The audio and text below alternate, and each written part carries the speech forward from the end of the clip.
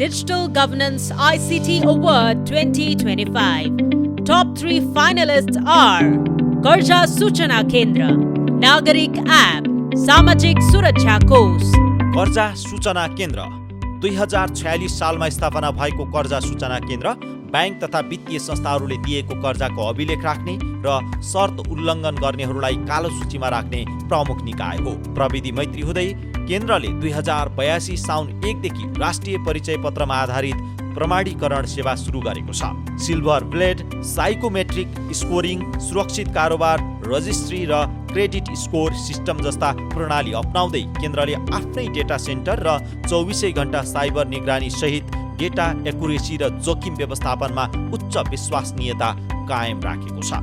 नागरिक एप सार्वजनिक सेवाहरू एउटै प्लेटफर्मबाट उपलब्ध गराउन विकास गरिएको एप हो नागरिक एप, जहाँबाट प्यान बनाउने, पुलिस रिपोर्ट निकाल्ने, कागजात लिङ्क गर्ने, बिल तथा जरिवाना तिर्ने, रोजगारी खोज्ने गरी 30 भन्दा बढी सेवा लिन सकिन्छ।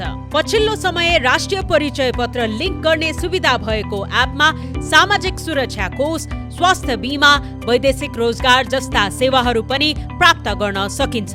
71 लाख भन्दा बढी डाउनलोड भएको यस एपका 30 लाख भन्दा बढी सक्रिय प्रयोगकर्ता रहेका छन्। वर्ल्ड समिट अवार्ड समेत प्राप्त गरेको नागरिक एपले भविष्यमा पूर्ण वन स्टप सार्वजनिक सेवा समाधानका रूपमा विस्तार गर्ने लक्ष्य राखेको छ। सामाजिक सुरक्षा कोष 2075 सालदेखि योगदानमा आधारित सामाजिक सुरक्षा कार्यक्रम सञ्चालन गर्दै आएको एउटा निकाय हो।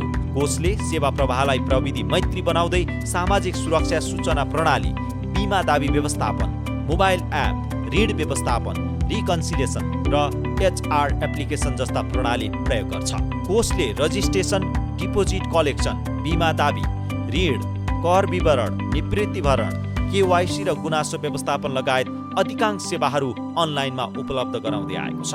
ओपन सोर्स प्लेटफर्ममा विकास गरिएको सिस्टम 70 बढी अस्पतालसँग पनि जोडिएको छ, जसमार्फत योगदान गर्ने व्यक्ति र परिवार बिरामी भएमा आवश्यक सुविधा तत्काल नै अनलाइनबाटै लिन सकिन्छ।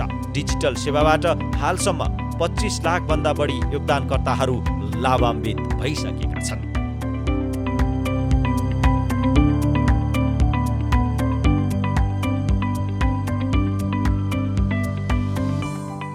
ICT Award 2025, the biggest tech award of Nepal.